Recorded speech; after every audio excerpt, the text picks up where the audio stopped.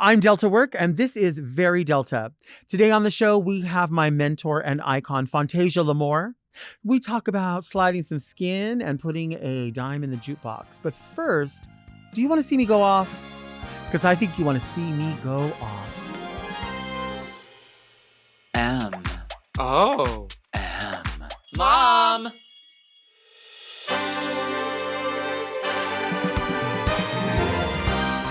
Are you a lady like me? Introspective, beautiful. Oh, are you intellectual like me? Beguiled by a bargain? You like wild times? Oh, like me? Are you serving the community like me? Well, if you are, then you must be very Delta.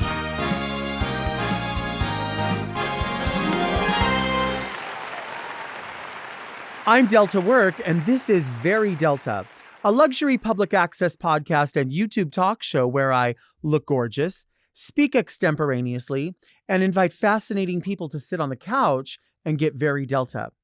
Very Delta is for the woman who knows you can't catch it just from using a homosexual's mug. But first, let's get into some things that are very Delta. I have this very distinct memory, and it's not that long ago when my mom said, "Ooh, I remember when payday bars used to be so much bigger." And I thought to myself, the payday bars, like I always remember. It's just a bar with some sort of caramel nuts pressed on the outside. It looks like the payday bar I've always known. And she's like, "No, trust me. It used to be much bigger. It used to have way more peanuts." And so I just kind of took it at that. And I thought like, oh, whatever, parents are always going to talk about when I was a kid. And then the other day, I had a payday bar. And I was like, I remember when payday bars used to taste so different. And I remember when they used to be so much bigger. And then about a week later, I had a Twinkie. And I thought, what happened to Twinkies? They used to be so soft and have so much vanilla in them. And they used to taste so sweet and so spongy. And there was so much cream in them. And I had this thing and I seriously took a bite and it didn't squish down, right? It didn't like pull. It like broke off and popped. It wasn't a sponge cake. There wasn't all kinds of nice creamy vanilla. There was none of that. It still had the same color. It still looked the same. The packaging was what I remembered. But I just thought to myself, how is this delicious? Like, how is this good? Someone I was with had a zinger, those red ones with the coconut on the outside. I tasted that. It tasted like if a Barbie foot became food. It was so wrong.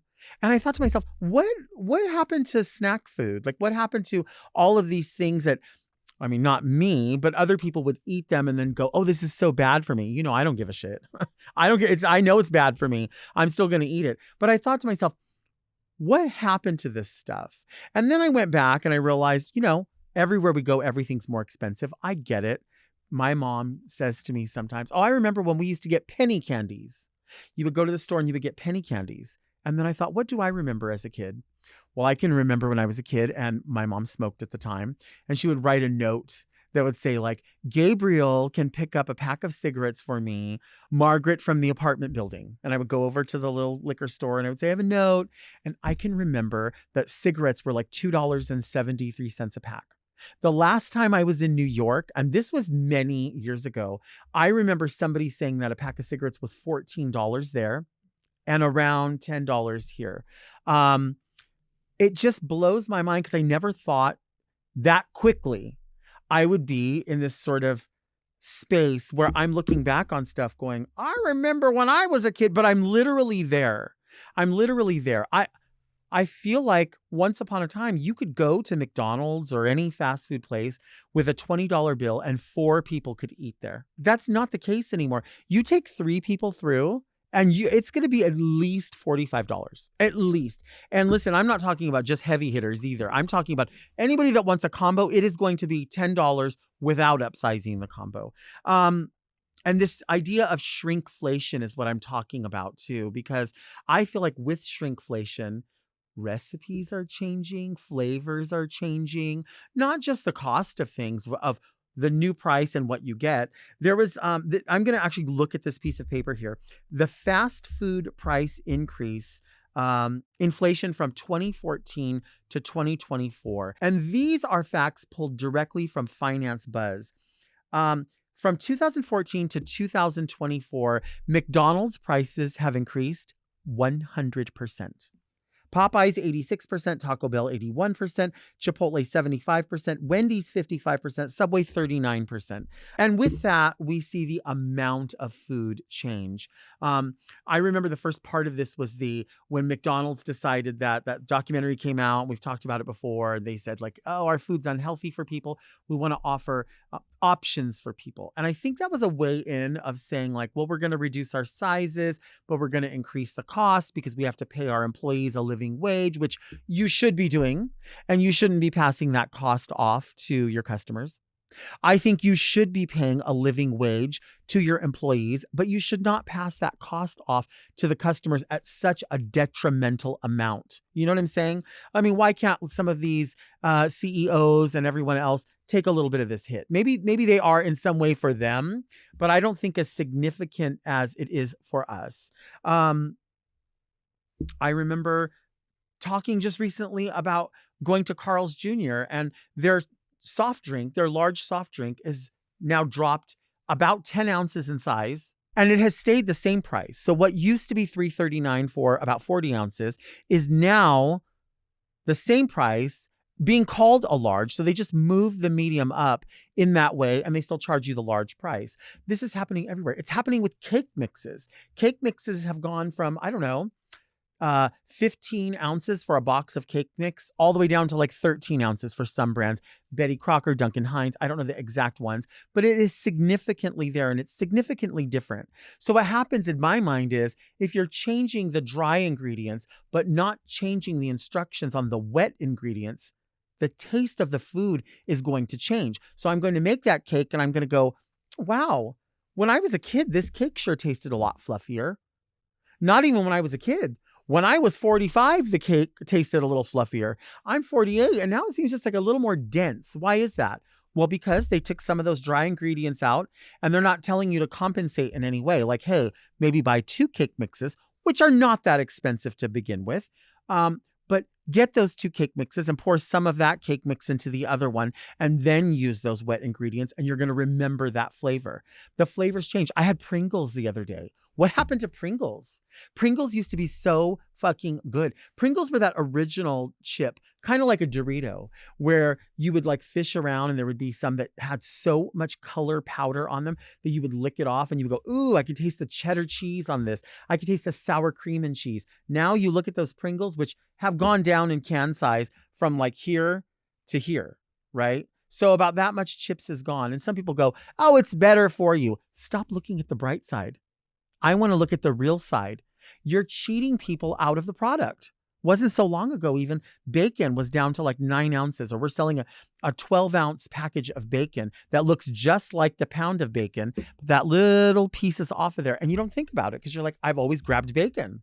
This is just what bacon is, but it's different. Subway tries to do it as well. They try to rework their menu and call it like power sizing and size it this way and size it that way. Why is it at Subway you can make any sandwich into a salad, but it's not cheaper? You don't get the bread. So you don't get that full piece of bread. You can change the sandwich to a salad and they still put the same amount of ingredients because, you can put whatever you want there. All the vegetables are free. So if you want to load it up, you can load it up. So if you load it into a bowl and when you want, listen, the sandwich artists apparently are also, salad decorators as well. And they go in there and they make the salad. And I feel like when you go into making something at a restaurant, you would make it according to policy. And if you haven't been given the policy, you would make it according to the way that you would make it for yourself. So maybe these people just don't eat salads or something because they sprinkle the lettuce in like this. Baby, I don't want to see the bowl. I don't want to see the ridges on the bowl. I don't want to see the design. I want all that covered up with spinach and lettuce. And then I want to put my stuff in. But here's what I think I should start doing. Maybe I should just start asking for the sandwich made as a salad and tell them, no, I know what I'll do. I don't want my sandwich made as a salad. I want my sandwich made with my bread on the side. That way I can get all, and if they can't give me a container, that's fine. Put it in the wax paper. And then when I get home, I'll go like this and I'll sprinkle it into a bowl and I'll go like this. And girl, they're so stingy on those. They don't even have croutons. They only have saltine crackers by Zesta. Don't play with me. I want croutons. So I'll put my own croutons and then I'll get that bread and I'll just tear the bread off and eat it like this. You see how I eat it? Like that. That's how I want it. Is my earring falling off? You knew I was going to find a reason for these earrings. Anyway, the shrinkflation is fucking I know I'm not crazy. I know when my mom said to me back in the day, oh, the candy bars used to be bigger. The Twinkies used to be softer. The this, the that. And I thought, well, how come no more people were talking about it? They weren't talking about it because there was no social media. They weren't going to, what were they going to do? Like send it, like call one another and go, let's get a party line going about this. They just let it go. Cause there was like, I don't know, houses were $100,000. They weren't bitching about it. Now everything is so expensive and the country's falling apart and fucking Red Lobster is going out of business because people ate too much, all you can eat $20 shrimp. I don't know. I'm not crazy. And my mother wasn't crazy either. I just never thought I would get to the point where I'm like, back in my day, it wasn't that long ago. It really was not. My day was not that long ago. It's just that I'm the first part of this generation, right? That is now using social media, but was also around when there was no social media and realizes what those people were talking about to one another wasn't talking crazy to one another. They just didn't have an outlet to say these things. Now we do, and we can hear each other and listen to each other and go, you know what? I noticed that too. And now we're all aware at the same time and we all have the same platform. All we have to do is turn on our phone and go, did you notice this? Yes, I did. And then we tell each other and then we realize, oh my God, we're getting fucked over. This time 20 years ago, houses were $300,000 less than they are now. But the salaries have only gone up about, I don't know, $1,000 to $3,000. Houses were $300,000 cheaper 20 years ago.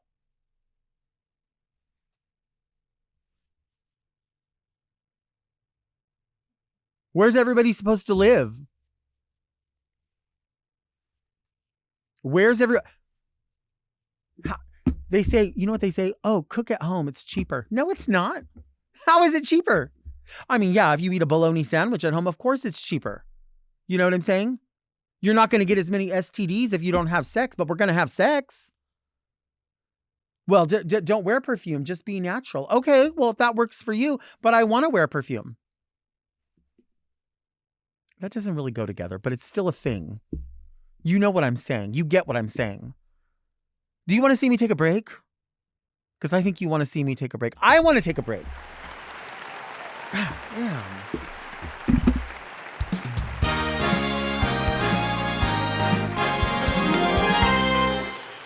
Our guest today is an entertainment icon. Her first name ain't Fontasia. It's Fuddy. Fuddy Lou if you're nasty. It's Fontasia L'Amour. Hi, Delta. Hi, I'm so glad you're here. You're the only person that calls me Fuddy Lou. Yeah, I feel like not only that, but like I feel like I always seem to add something onto your name because sometimes I'm like Fuddy Diane, Fuddy Louise, Fuddy. It's just a thing. Fuddy Lou. That's new. That's new. Yeah. That's the way it goes. But people, know you for Fuddy Fashions, and I think they're not aware. They're like, why, what is Fuddy? I mean, I see this glamorous woman who's a style icon. What does Fuddy mean? And they don't get it. It's a lot of, the funny thing is the first, 15, 20 years of my career, it was Fontasia. But now with social media, you remember back in the day when you had to change you put your legal name. My legal name is Fuddy Fontasia Lewis. Right. And I had it legally changed in 2001 and I added the Fontasia to it. Mm-hmm. So people know me from, as far as my family, back home in Indiana. Everybody knows Fontasia. Very few people know Fuddy. Right. So now that everybody knows my real name, some people are starting to call me Fuddy. Mm-hmm. And I never did used to get that.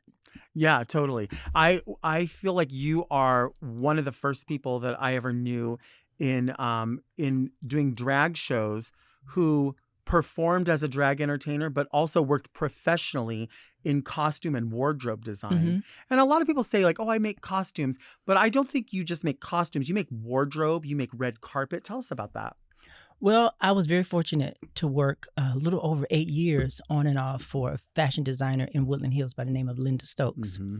And that was an opportunity that I had that gave me a lot of chances to work for a lot of, big name celebrities. But at the end of the day, I'm working for her. I'm just one of the seamstress there. But to know that I would be like, I would ask her, I say, who is this for? She, oh, that's for Patty. Or I say, who is this for? Oh, that's for J-Lo. I'm like, I'm actually putting a stitch on something for this celebrity. So working with her and working around so many different skilled professional tailors that do this for a profession, I was always learning because I never went to school for it. Mm-hmm. I was just self-taught. So working with her just helped me to enhance what I already knew. I think, one of my very first professional Adele dresses is a dress that you made for me. And I still have that dress. And I learned from you something really important. And that is that if it is simple, if you're wearing something that people think is, oh, that's just a simple black dress, it has to be tailored just so, and to let your body come through. And how do you highlight best? What's your best feature? And that's why I keep that dress, because it's so important to me. Like when Adam and Chad made in Rhinestone the Cher costume, whether I wear it anymore or not, it's just so important to me. These are things that I keep forever. And that's something that you, as someone who loves fashion, I feel like you also have an eye for just style in general. You can style something so simple. Where does that come from? I'm about to crack your face because I'm really not, and maybe this is me downplaying myself, I'm really not the greatest fashion designer. A lot of the stuff that I do are people that have their own concepts, say, can you make this for me? And I'll look at it and I'll figure out, how I can make it. And it's still also a learning process. But as far as coming up with ideas and a great variety of ideas, a lot of my stuff is very simplistic and a lot of the same, but just a different twist to it. Like this dress right here, I made this dress a million times and just changed the sleeve or changed the silhouette of the bottom and added another panel. So nothing just completely different all the time, because I work better off of other people's ideas that they give me, and I just try my best to duplicate it or get close to it. Right. Well, I mean, this is really kind of like the same idea with RuPaul, like, or someone like Bianca Del Rio, who says, like, people go on her season, oh, the same dress. But if you know it works for your body, right, and you're trying to create sort of a branded look where you say, this is how I showcase best, so I can change up the sleeve or this or that. And that's why I say, like, the dress that you made for me, it was like you took the time to look at it and go, it is simple. But we're going to have this fabric speak, and we're going to cut it in such a way that it just showcases you right. I think it feels good. And I also always watch you when someone in a dressing room will make something, you'll have a conversation with them. How did you do that? How did you make that? I love seeing that dialogue. I'm being inquisitive because I'm learning. I've been sewing since my sophomore year in high school. Wow. And from that time until now, I'm still learning things, always learning things. Because like I said, I never went to school for it. I attempted to go to a tailoring school years ago in the 80s in South Bend, Indiana. He was a European tailor. And I went to school for like a week and I quit. Really? Because he was so meticulous. He was so to perfection. I was ready to sew. The first week that I took classes with him, it was all about sitting and your posture. It's like, when are we going to sew? It's like, I'm ready to sew. And I ended up quitting. And I regret that to this day, because I would have been able to enhance my skills even more. But we all learn by our experiences. Do you ever have people that are that'll say, oh, you know how to sew. Why don't you hem these pants for me? Why don't you fix this for me? I see people that do that, like with Davey. They'll say that to him, and he's like, I got to tell you, like I've even said to him, oh, I got a new pants for whatever. We're going to somebody's wedding. Will you hem these for me? And he's like, you know what? I could do it, but I'm not the greatest tailor.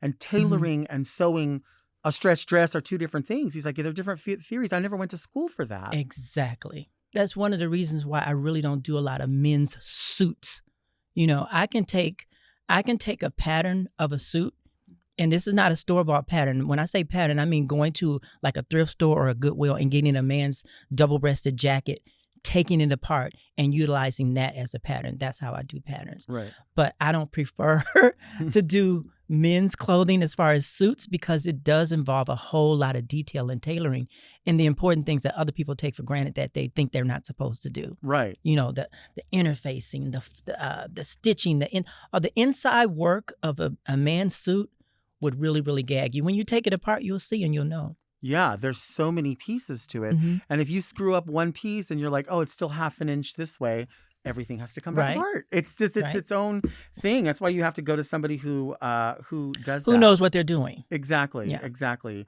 I feel like with Drag Race and Dragula and social media, everyone, a lot of people get these opportunities to do stuff with celebrities and be in videos.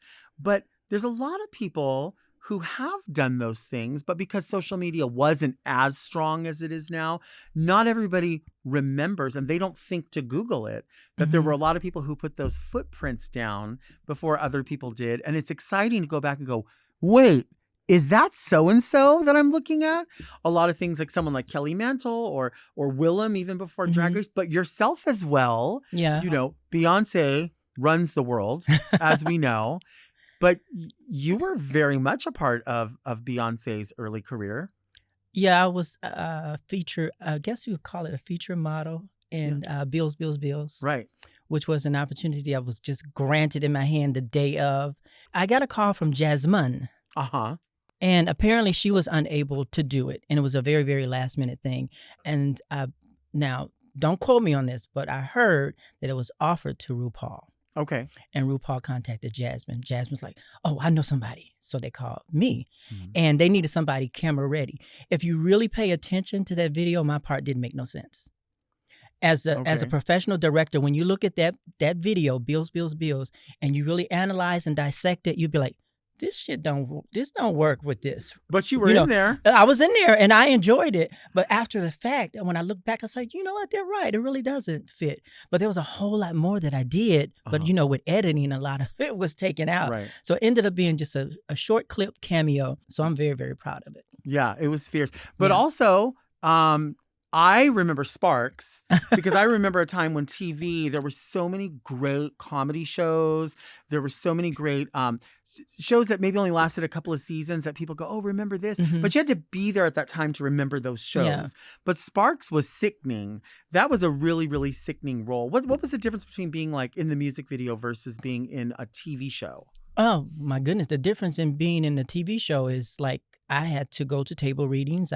It was a guest starring role. Right. It was not a one-liner. I was not one of those girls that, oh, she was in that movie, but you got to pause and rewind to catch her in it. Right. I was up in it. And I was so, so proud of that particular moment because it was someplace that I always had fantasized about. And now here I am in a show with Terrence Howard, Miguel Nunez, Ken Whitley, Robin Givens, and I'm the guest starring role. It was amazing. Yeah.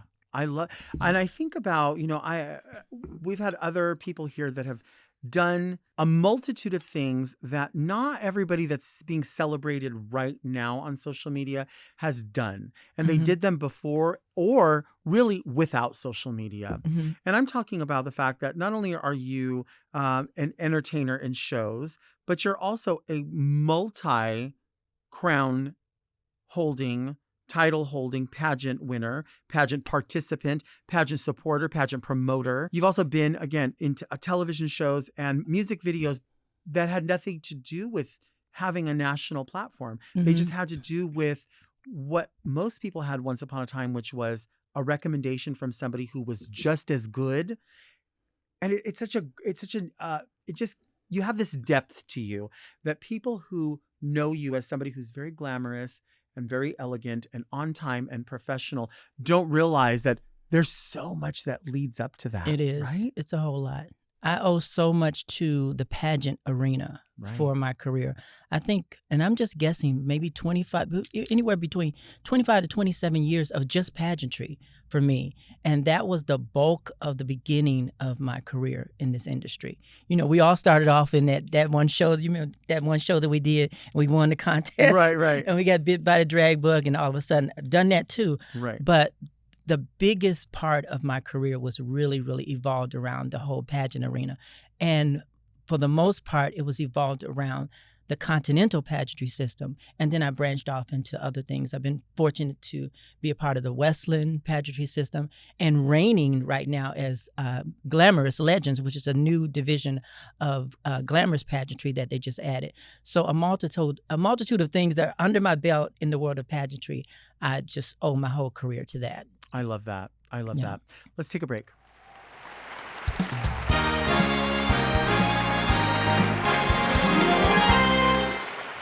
We are back with Fontasia L'Amour. We are talking about pageantry. And I got to tell you, sometimes we will be off on commercial and I'll still rattle shit off.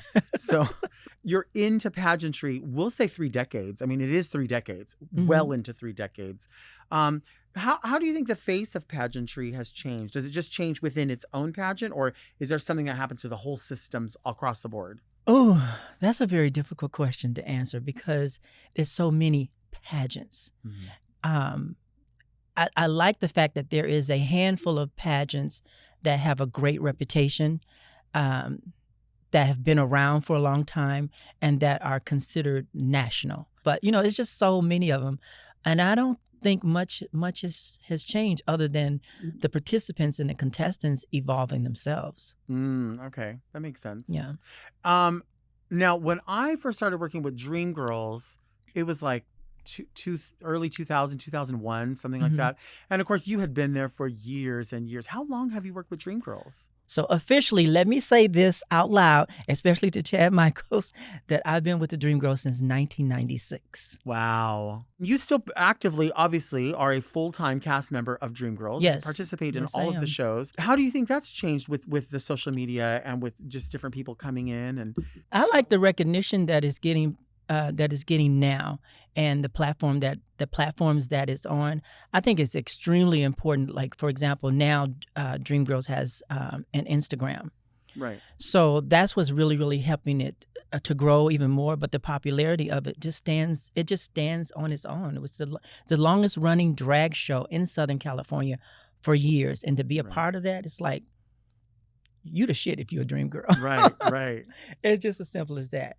Yeah. Loving it. It's so interesting because there's people that, and what we're talking about is the Dreamgirls Revue in Southern California, which was established, I don't know, I'm going to say maybe early 90s. And this is a show that had all of its original cast members. And then the cast has changed as people have moved away or people have moved to town. And it's really gotten, I feel like every year it gets its legs even bigger and stronger because we're able to be different places.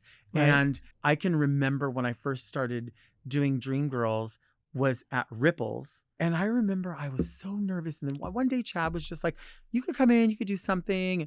And girl, I had maybe 3 wigs. I didn't have anything. But he said, like, he just thought, like, there's something that we could do with you. There's something that can happen here. You seem like you're really into this.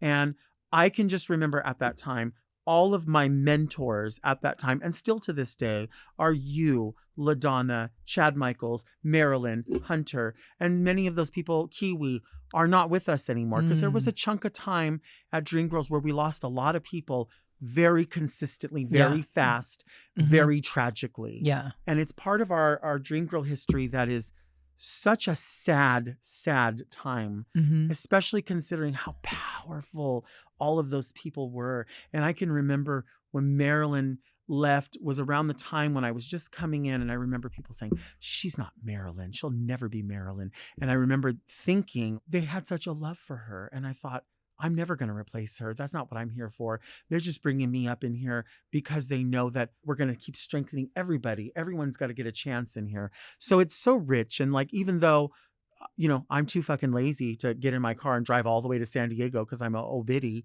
but I always feel as I'm part of the Dreamgirls, I'll always be part of it. You know what I mean? It's such a place. And my icons were those people that let me grow and let me gain my legs. And I'm so happy that now that I'm into the third decade of doing this kind of thing that I can look back and like we can be in this space and I can say, and I've always said, Fontasia's not just a glamour icon, like she's an icon of teaching people professionalism.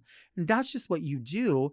And I don't know. I feel like I know I'm rambling. I feel like as I get older, it's like something I appreciate even more because there's people that I don't get to see as much, you know? Ooh, I feel like I'm getting verklempt a little bit, but I just feel that way, you know? And as I watch all of our friends grow and succeed, I just hope it's always like that. And the world is so weird right now. It's so scary. And there's so many things against drag and things against trans people. And, you know, I feel like I wish people understood, even in our own community, that trans and being a woman is who you are, but doing drag shows is your profession. Exactly. It's a different thing. And one of the things that bothers me sometimes is the fact that there's so much drag out here and there's so much drag that's working and being booked, but they're being booked because it's a hobby, not because it's your career. This is a career for me. This is what I do for a living. And to see that I'm on a stage with somebody that does it as a hobby, you've been doing drag for 2 days, and I'm doing a curtain call with you. It's not me being some type of way, but I just hate the fact that so many people are praised just because they're your good Judy. But we work hard with what we do, and we put so much into it, and we should be appreciated and celebrated individually and exclusively as professional entertainers, those who take the time to get their nails done and wear their hair right and make sure that your shoes are not scuffed and you don't have no raw edges on your costumes and things of that nature. Any Tom, Dick, or Harper that walks into a show and sees a full show, they're going to know which one the professionals are. Those are the ones that need to be working more often. Yeah. No, I mean, I couldn't agree more. I mean, we've had to come to the point where we joke about certain things where we're like, oh, this one's still doing this or or this or that. And you may have a number that just kills it. So that's just the number you're going to do all the time. But if that's the case, keep that number polished up. Yeah. It's simple. If you're making money off of something, at some point you have to put back into it and say, no safety pins. Right. And if it is going to be a black safety, if it's going to be a black dress, put a black safety pin on it. You know no, put a black safety pin on it. But after the show, it. Go home and sew it up. Fix See, this it. is what I'm talking about. Fix it. This is what I'm talking about. It's true, though. It is true. And that's why I say when I'm around people, like I just, you know, I get it. We're in a new time and a new place where we say all drag is valid and all, you know, and I've said before, it may be all valid, but it's not all bookable or shouldn't be until it's gotten to some point. But I like the idea of being around people who've been doing it longer than me and listening to their advice. And I think those people, especially those that are your mentors or who are close to you, I think it is their place to say to someone, hey, I know you shining better than this. I know you. I think you should know that if I see it, they see it. Exactly. And I think that there's nothing wrong with your drag aunties or your drag uncles or whoever it is in your drag family, even if it's not announced and it's not a shared name. I think it is absolutely your place to revere what they have to say. Exactly. That's me. I'm not saying everybody has to live their life a certain way. But see, that's one of the things that helped me with that you're talking about through pageantry. Because in pageantry versus a show, you're being judged. And you know that you're being judged. And I always think about this person because she told me, Tommy Ross. Oh my gosh. Oh, when I tell you, she's one of my favorites. One of many of my favorites. She told me one day, she said, Fontasia, listen, if you put it on, you're putting it on for me to judge you. And that has always stuck with me. So when I put it on and I look in the mirror, if I see a thread hanging, if I see a flaw, I'm not going to try to hide it with this hand. I'm going to pose. No, change it. You got to fix it because now you are being judged on it versus, you know, I'm just going to go do brunch. Not that you shouldn't be a perfectionist, but when you keep that in mind in everything that you do, you're always being judged. The camera's going to catch everything. I'm sure you zoom in on photos a lot, right? Absolutely. Absolutely. I feel like there's a funny story that not a lot of people know, but I feel like everybody should know. Okay. I don't know if the place is in South Bend, but I know you're from South Bend. Yes. But there was a place that you performed at before, at least once, maybe many times, where there wasn't exactly a DJ. Oh, I can't. What's the name of that place? Oh my goodness. Oh. Regardless of It was in Mishawaka. Okay. It was in Mishawaka, Indiana. Oh my goodness. So if there was no DJ, how would you select your music? The jukebox. The show director and the host, may he rest in peace, his name was Bradley. And I remember he booked me in the show. I was, visiting home in town. And I was like, well, where do I mean? Oh, girl, we just use a jukebox. I said, what do you mean a jukebox? She said, girl, we put a quarter in and pick a song. I was like, so you would go out there. They put a quarter in the jukebox, pick the song, and that's the song that you do. Damn. Damn. So you were really limited on what you could, Yes, but I did it because I was in town. I was a guest. Love it. I was in town and I was a guest and I was not going to say no because it's important that you always remember where you came from. You can't, I could have been like this diva. Oh no, I'm not finna do no show. Jukebox girl, no. I did the show and they did not pay me. But I was at home and I knew that this was a gig that he had started. They had a low budget. It was like paying the girls $20 or $25. I said, yeah, I'll come and do it. He was like elated. The club was packed that night and we had a wonderful time picking songs on the jukebox.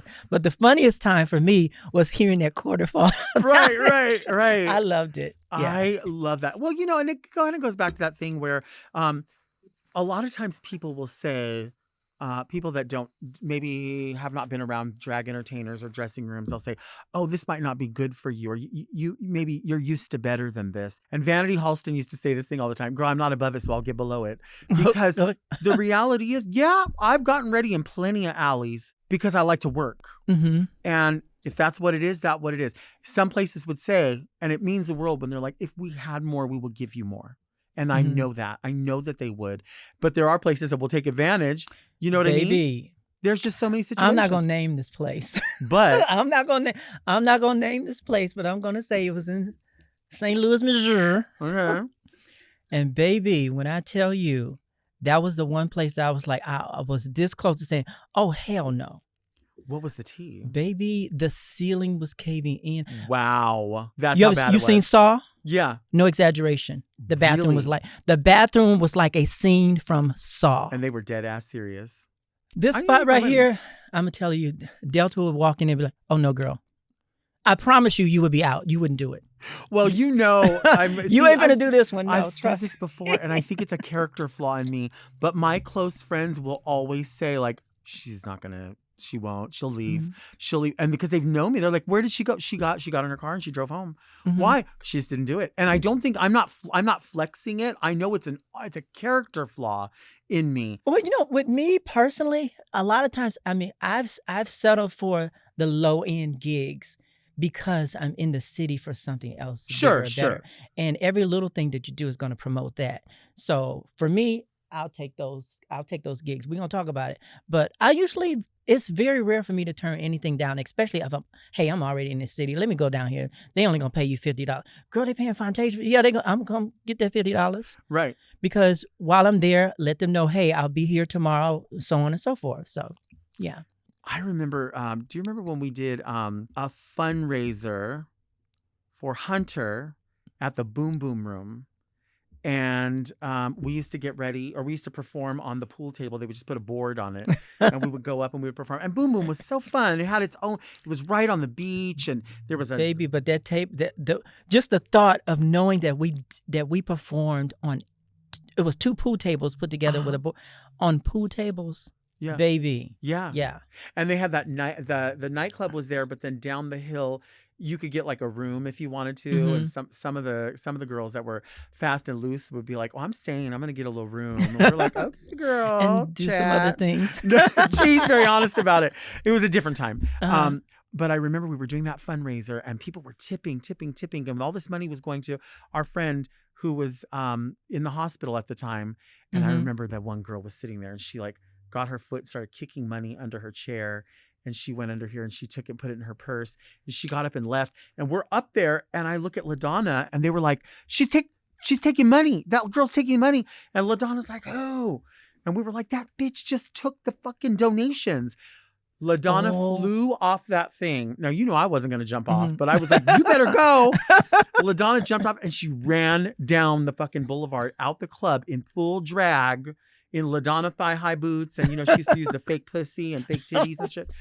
Just like that. And came back with that money. And the girl was like, oh, no, I was going to try to hang on to it for you. And girl, people are a mess. Oh, this could be a whole segment, a whole topic of money and people taking money. And we can go on and on. Oh, I got 100 stories to talk about when it comes to that. Do you remember Ripples when it used to be you have to do 4 numbers a night?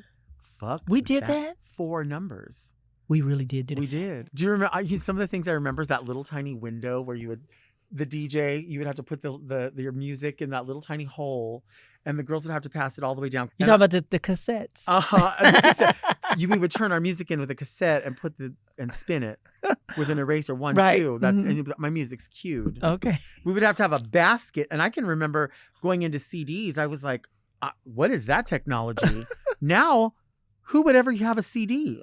I could tell you a story a long, long time ago.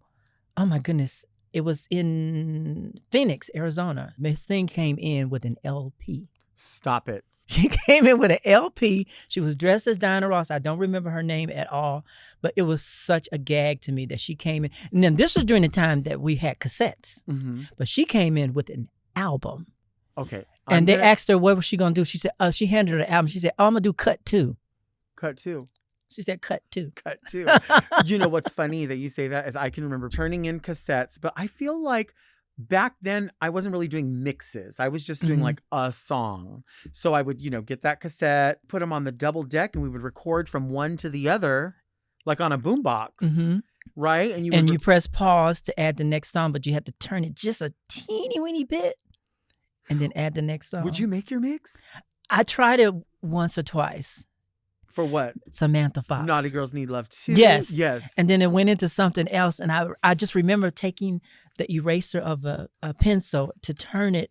Because when you stop it, it's going to like roll back a little bit. So you had to kind of turn it a little bit so that the mix would be spliced to perfection. I was better then with the cassettes than I am with technology that they have now. Oh, I can't. I don't know how to do mixes. See, I do, but I think I have too much bootleg like software, and I always try to go online like video to MP3, and it pulls it, and it's like you get 2 tries and that's it. My son always goes off of me. You should know how to do this by now. You said, no, I don't. That's what I have you for. Exactly. Like you do hair. You're the I'm not good with hair. That's what I have you can't hire me to do no hair. You can hire me to make some clothes. Right. You can't hire me to make no mix. Right. Because I don't know how to do all that. That's why we have Now I can good make friends. you a cassette. I can make you a cassette. Let's take a break.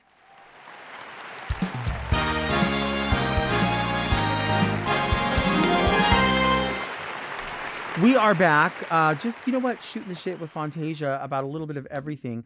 This picture, I know you remember because slide me some skin. This is Fontasia here, me here, and you had this commissioned as a gift for me. Yes, I did. Me and you had this little thing while I was coming to the dressing room. I'd lean my hand back like this and say, slide me some skin. And we used to always joke about that. Right. And I don't know, maybe that was your 21st birthday, perhaps? I think so. Yeah, so like 3 years ago. That was one of your 21st birthdays. Uh-huh. And I'm the type of person I really try to be very, very thoughtful and create gifts that people are going to keep forever. And this is evident of that. That drawing was made by a very, very good friend of mine, an amazing artist in West Hollywood. His name is Dalton Ellis. And I gave him my image and I gave him your image. And I explained the whole slide me some skin situation. I said, I just want you to create something for me because I want to give it to Delta for her birthday. And when I saw the finished product, I was like, oh, she is going to gag. This picture, it's in my drag room. It sits right there. It's so important to me because it does capture something that is expressly us, something that we do together, but also, I think Dalton did such a good job. Oh, yes. He's amazing. He is so sickening. Look at your leg, by the way. Come on, pumps. Look at the pump. That long, skinny leg. Girl. It don't look like that now. Yes, it does. Yes, it does. Well, this is the part of the show where people write in letters. They call it Read Me Delta. Read me, Delta!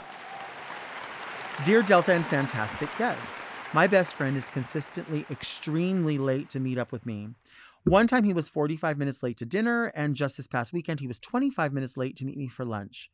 When he finally arrives, he just sits right down and starts to converse as if I hadn't been sitting there waiting for a very long time. No apology, no explanation, no anything. I've tried to casually say things like, should we start meeting up at a later time instead? He is sensitive and informed me that he doesn't like being the first one to arrive because it makes him anxious. Look, I'm totally fine with being the first to arrive, and I think waiting alone for 5 to 10 minutes is something I'm okay with. Like you, I hold the space for other people's quirks. But what I don't want to do is keep waiting by myself at a restaurant for sometimes 30 minutes. Can you help me? Sincerely, Very Pablo. Very Pablo. What do you think about people being late? 30 to 45 Baby, listen. Give your friend a half-hour notice.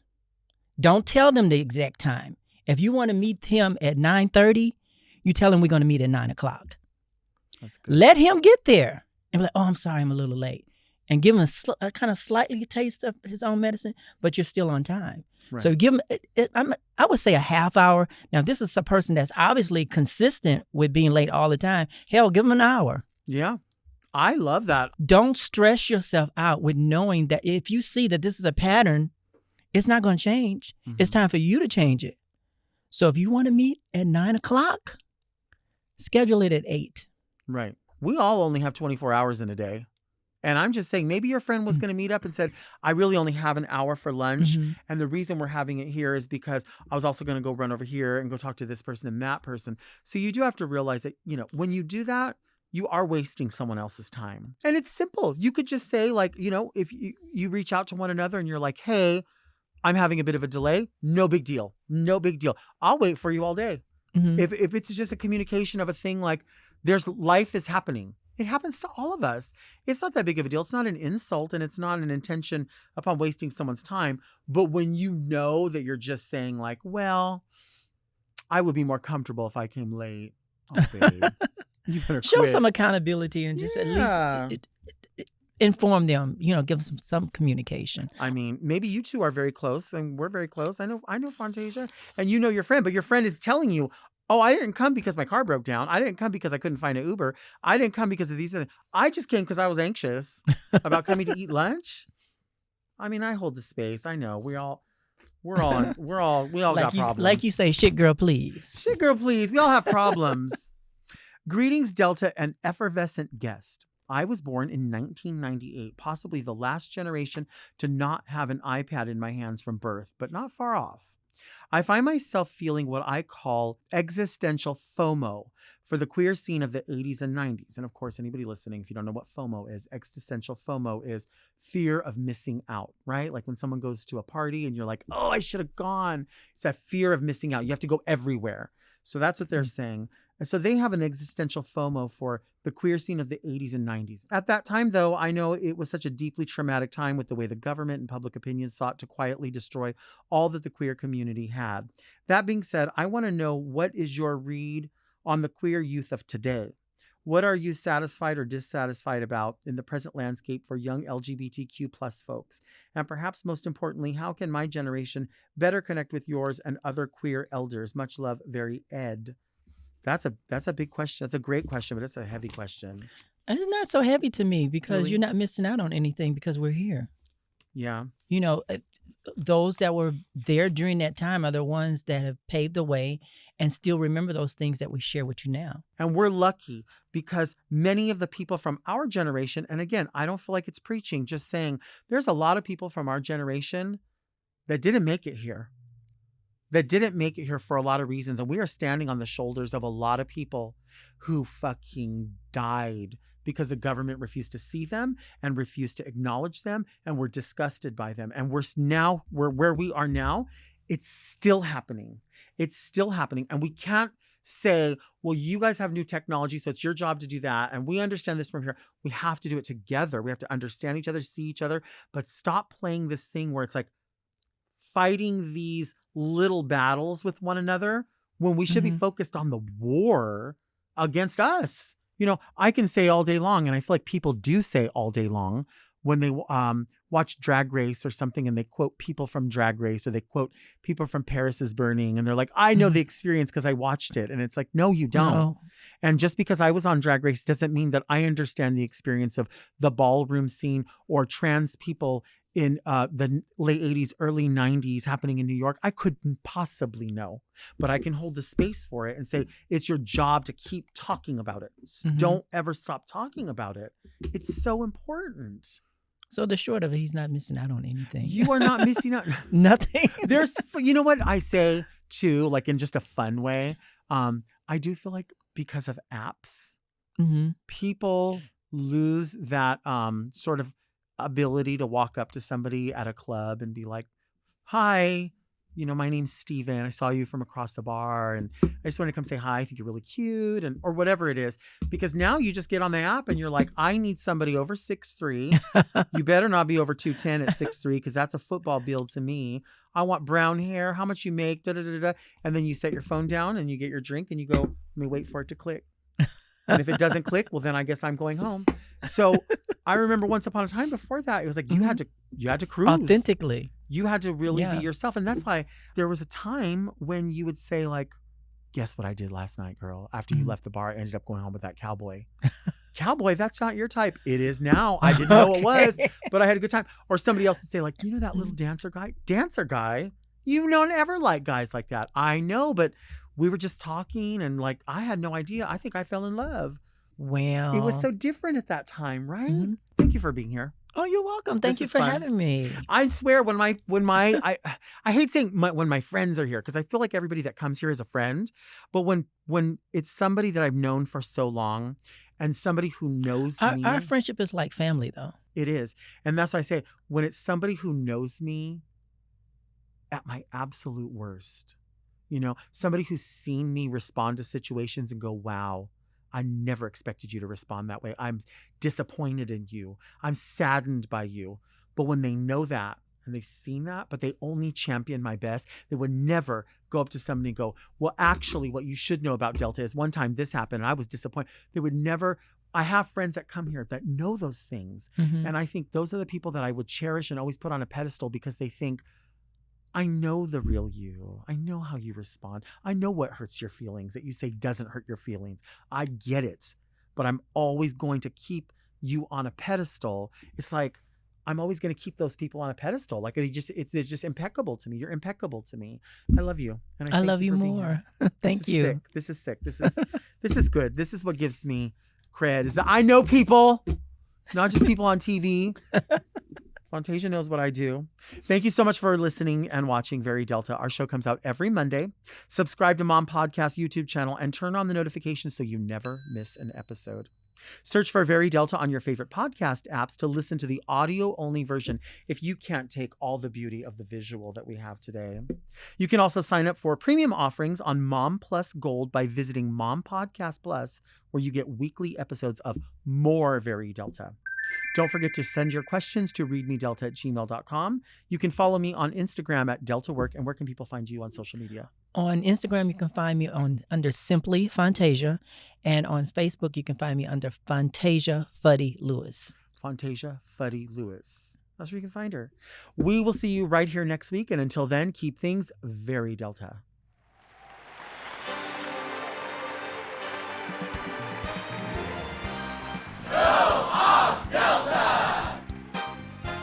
Very Delta is produced by Moguls of Media, aka Mom. Hosted by Delta Work. Produced and edited by Doug Robertson. Technical direction by Margot Padilla. With original theme music by Will Pitts. Media and design support by Stone Cold. And set design by Eris Sevilla. Executive produced by Alaska, Willem, Big Dipper, Camille Stennis, and Joe Cilio. Recorded at Forever Dog Productions.